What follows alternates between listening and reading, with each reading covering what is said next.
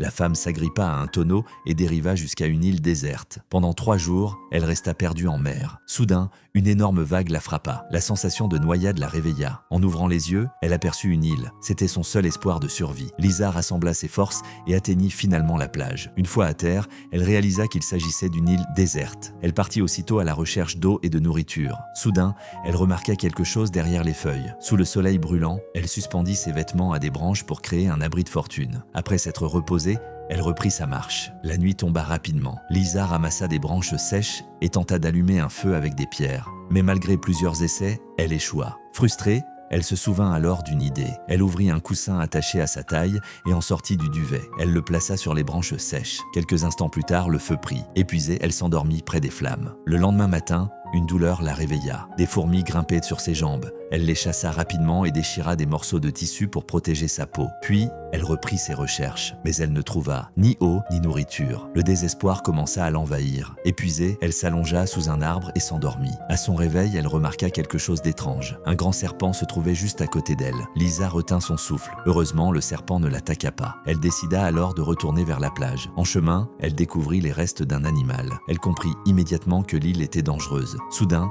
elle faillit trébucher. À ses pieds se trouvait une noix de coco pourrie. Elle regarda celles accrochées dans l'arbre, mais elles étaient hors de portée. Lisa poursuivit sa route dans la jungle. Affaiblie par la faim, sa vue commença à se brouiller. Soudain, elle aperçut une maison, mais avant d'y arriver, elle s'évanouit. Lorsqu'elle reprit connaissance, elle découvrit qu'elle était attachée à un lit.